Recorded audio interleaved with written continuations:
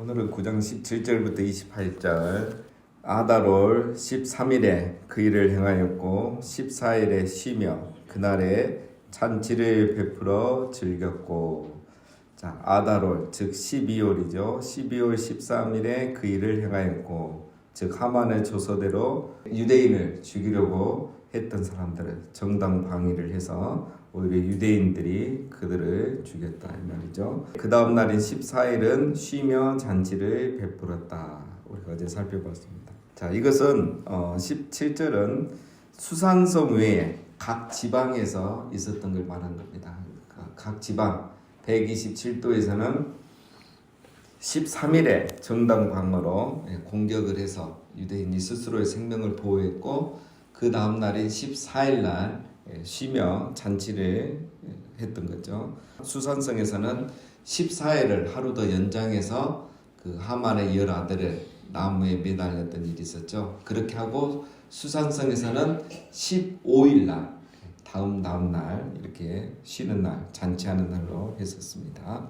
자, 18절에 나옵니다. 수산에 사는 유다인들은 13일과 14일에 모였고 15일에 쉬며 이날의 잔치를 베풀어 즐긴지라. 그러니까 17절은 지방을 말하고 18절은 수산성, 수도를 말하는 겁니다. 13일과 14일에 모여서 그 일을 행하였고, 그렇죠? 15일에 쉬면서 잔치를 베푼 거죠. 자, 이렇게 했던 이유는 에스더가 왕에게 하루를 더 달라 그랬죠. 그래서 14일에는 하만의 10아들을 나무에 매달렸던 있었습니다. 그래서 15일 날 쉬게 된 거죠. 자, 이제 왜 이것을 통일시키지 못하고 지방은 14일 날 쉬고 수도는 15일 날 쉬느냐? 지방도 하루 더 기다렸다가 15일 날 같이 쉬면 되지 않느냐? 이렇게 생각할 수 있지만 지금부터 아주 오래된 한 500년 넘은 이야기입니다. 그때는 핸드폰도 없고 라디오도 없고 TV도 없고 유튜브도 없던 시대. 그래서 이제 처음에는 이렇게 조서로 신속하게 내렸지만 이거는 또 그렇게 할 필요도 없고요. 이날은 수산에서만 이렇게 하면 되기 때문에 이렇게 했던 겁니다. 19절. 그러므로 시골의 유다인 곧 성이 없는 고을고을에 사는 자들이 아달월 14일을 명절로 삼아 잔치를 베풀고 즐기며 서로 예물을 주더라. 지방에서 시골에 사는 유대인들 중에는 그 가난해서 이제 잔치를 할 수 없는 사람들이 있었던 거죠.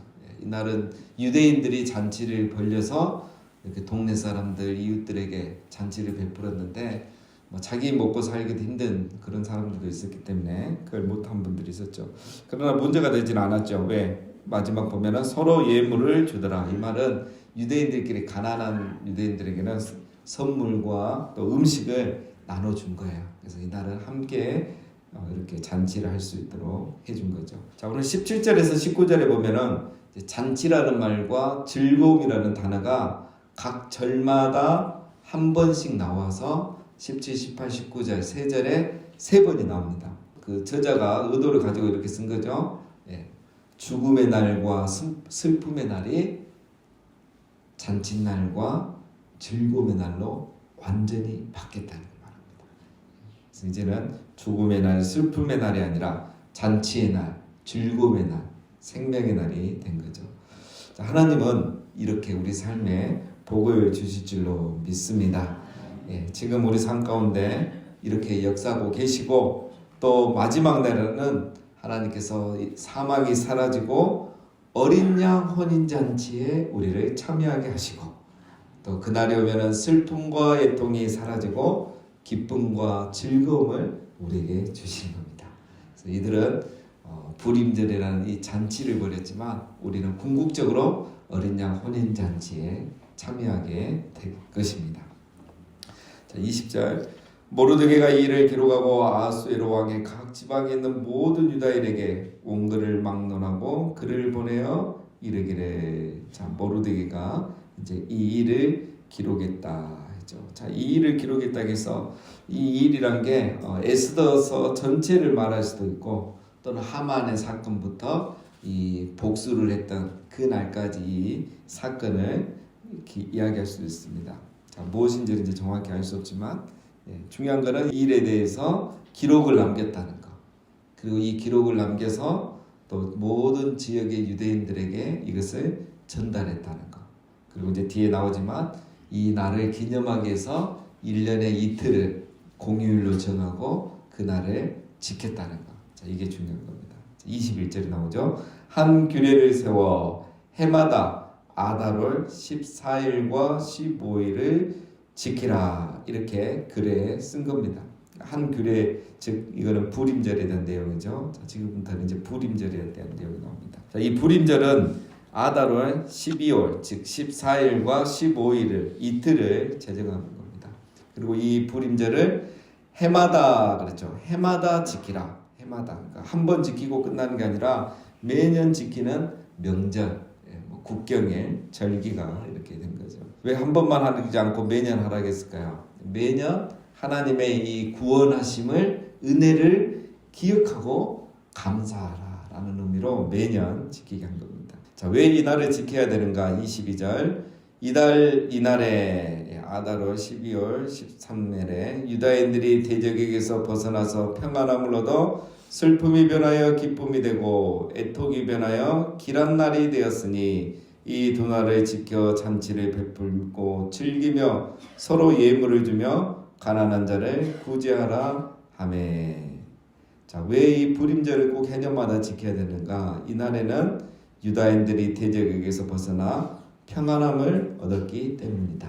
라는 거죠. 슬픔이 변하여 기쁨이 되고 애통이 변하여 길한 날이 되었다. 자, 여러분 이렇게 해년마다 불임절을 지키면 좋은 점이 무엇이 있겠습니까? 해년마다 이걸 지키면 잔치하려면 이제 음식장만 해야 되고 돈도 드는데 이걸 왜 굳이 해년마다 지켜야 되는가? 자, 이 사건은 일회성이죠. 하만의 이 계략을 알게 되고 유대인이 복수하게 되고 민족이 이렇게 살아나게 된 이 사건 자체는 일회성이에요. 한 번 하면 이제 끝나는 거잖아요.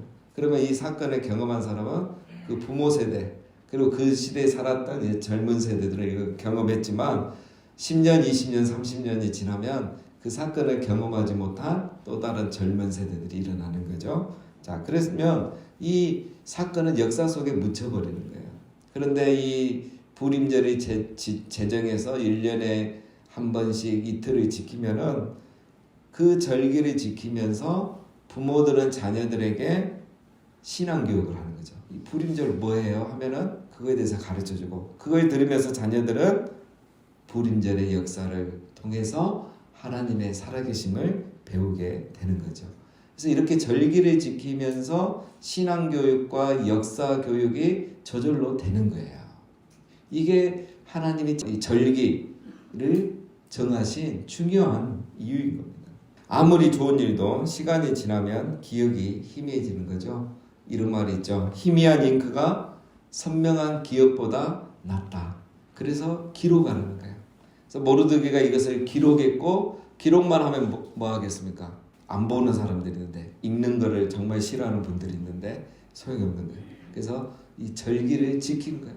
잔치를 하게 하는 거예요. 먹는 거 싫어하는 사람 없거든요.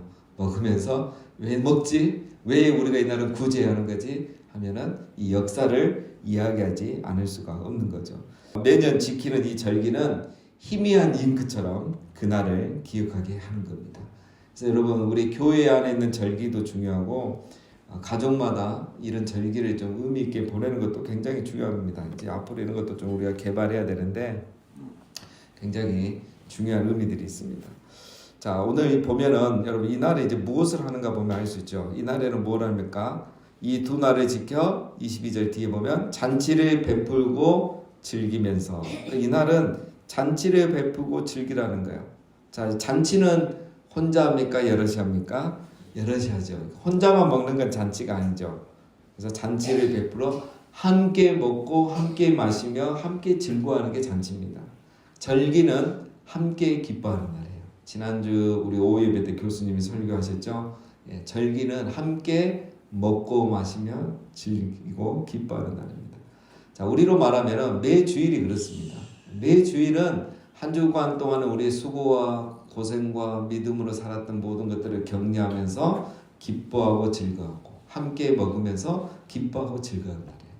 그리고 우리가 매주는 또 그렇게 의미 있게 못하고 간단하게 식사만 하니까 절기는 또 그렇게 지키는 거예요. 이제 다가오는 날은 맥주 감사절인데 요즘 이제 여러분 영상 예배가 시작되면서 이게 이제 좋은 점도 많지만 단점도 많아요. 그렇죠? 이제 어쩔 수 없는 상황을 제외하고 이렇게 혼자 영상으로 예배드리고 집에서 혼자 밥 먹는 것, 그냥 또 뭐 가족끼리만 이렇게 간단히 먹는 것은 제가 봐서 온전한 축제가 아니에요. 그렇죠? 이렇게 함께 나와서 함께 교제하면서 함께 즐기는 게 온전한 축제입니다. 우리 금요기도에도 보면 이제 영상으로 드리는 분들이 제가 봤을 때 한 200명 가까이 되는 것 같은데, 영상 예배가 이제 은혜의 통로가 아니라 이게 점점 시험거리가 돼가고 있어요. 그래서 영상 예배는 정말 아프거나 출장을 가거나 또 이렇게 근무를 해야 되는 분들이잖아요. 이제 바뀌었기 때문에. 그래서 이 공예배에 공모임에 공식적으로 참석 못하는 분들을 위한 게 이제 그런 거예요. 또 코로나 시대에 이런 위기 상황이 왔을 때 하는 건데, 요즘은 보면은 늦잠 자면 온라인 예배, 피곤하면 온라인 예배, 또 애들 챙기다가 늦어지면 이렇게 온라인 예배 드리는데, 이 축제의 의미에서 보면 그게 바른 건 아닙니다. 그래서 이거 좀 우리가 이제 개선해 나가야 되겠고, 자, 어쨌든 주일은 함께 예배하고 함께 식사하면서 이렇게 교제하는 그런 날이 바로 중요한 날입니다. 자, 그 다음에 두 번째는 마지막에 뭐라고 합니까? 서로 예물을 주며 가난한 자를 구제하라. 이 축제는 항상 가난한 자들을 생각하는 거예요. 그래서 가난한 자들을 구제하는 게 중요한 겁니다. 그래서 부림절에는 이 구제하는 전통이 항상 있었습니다. 그래서 기쁜 날에 함께 기뻐하지 못하고 슬퍼하는 자가 없도록 하는 게 바로 절기입니다. 우리가 그래서 여러분 가족에 큰 경사가 있을 때 또 교회의 절기들에는 늘 가난한 사람들을 생각해야 됩니다. 우리 교회가 지난번에 고난주일과 부활주일에 이 산불 피해 지역과 우크라이나 교회를 위해서 돕기한 거 바로 이제 이런 차원에서 다 하는 거예요. 그리고 이제 오는 성탄절이나 또 추수감사절 때 또 이런 행사를 한번 지금 준비하고 있습니다. 그래서 우리가 절기 때는 항상 가난한 자를 생각해야 된다. 함께 기뻐해야 된다. 중요한 겁니다. 자, 23절 유다인이 자기들이 이미 시작한 대로 또한 모르드게가 보낼 글대로 계속하여 행하였으니, 자, 유대인들이 모르드게가 제정한 날부터 부림절을 지켰고 그 후에도 계속 지켰다라고 말하죠. 자, 이걸 보면은 이 에스더서가 이 사건이 종료된 후에 기록되었기 때문에 이렇게 기록을 한 겁니다. 우리가 진행상은 그냥 이렇게 읽어서 이렇게 그렇게 보이는 거죠. 자, 이걸 이제 보면 유대인들이 이제 부림절을 이제 공식적인 절기로 지켰다는 걸 알 수 있습니다. 원래 유대인들은 3대 절기만 지켰죠. 1월 달에 유월절, 3월 달에 오순절, 그리고 7월에 장막절, 이렇게 3번을 지켰어요. 유대인 절기 그 달로. 그러나 이제는 12월에 하나가 더 생겼죠. 부림절, 이게 생긴 거예요. 그리고 나중에 하나가 더 생깁니다. 신구약 그 중간사에 보면은 이제 마카베 시대의 성전을 회복하죠. 셀루쿠스 왕조로부터 성전을 회복해서 그날을 기념하는 게 이제 수전절, 성전을 회복해서 수전절, 이거는 9월입니다. 그래서 지금도 유대인들은 이렇게 5대 절기, 5대 명절을 아주 크게 지키고 있죠. 6월절, 오순절, 장막절은 하나님이 제정하신 절기라면 부림절과 수전절은 유대인들이 하나님의 그 은혜와 역사를 기념하면서 스스로 만든 그들의 명절이죠. 공휴일이죠. 절기라고 할 수도 있겠고. 자, 그래서 유대인들은 이렇게 5대 절기를 지키면서 이 절기를 지킬 때마다 신앙교육과 역사교육을 자동적으로 하게 되어 있다. 이게 중요한 겁니다. 자, 여러분 왜 절기는 공휴일, 성일로 지키라고 했을까요? 이런 절기들에는 다 쉬라고 했거든요. 하나님이 이번 주일 오후 예배 때 이제 들었지만 쉬고 아무 노동도 하지 말라 그랬어요. 자, 그래서 우리는 주일날 뭐 이런 날 쉬면 안 된다, 일하면 안 된다, 뭐 돈 쓰면 안 된다, 이걸 강조하는데 과연 목적이 무엇이냐? 왜 하나님이 쉬라겠느냐? 아무 노동도 하지 말랬느냐? 자, 우리나라는 공휴일 되면 이제 뭐 하기 바쁩니까? 놀러 가야 돼요. 요즘은 숙소도 없어서 못 가는 그런 상태죠. 우리나라 세계 요즘 다 그렇죠. 세계 흐름이 다 그런데 주일에도 놀고 공휴일에도 놀고 이제 연휴 끼면은 그날은 주일이 아예 없어져요. 그렇죠? 지금 이제 앞으로 주 4일째가 이제 곧 시작된다는데 지금 큰일입니다. 그렇죠? 근데 중요한 거는 여러분 이렇게 이제 쉬는 거 맞는데 자 뭐냐면 쉬는 날하고 노는 날은 다른 거예요. 제가 한번 다음에 또 기회가 되면 얘기하겠지만 안식일은 쉬는 날이지 노는 날이 아니에요. 근데 현대인들의 특징이 쉬는 날을 노는 날로 착각하는 거예요.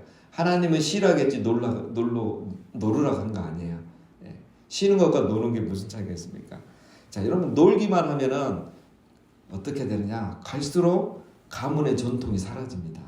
가족 공동체, 민족 공동체 정신이 사라져요. 절기와 공휴일은 정체성을 기억하고 다시 회복해 가는 날이에요.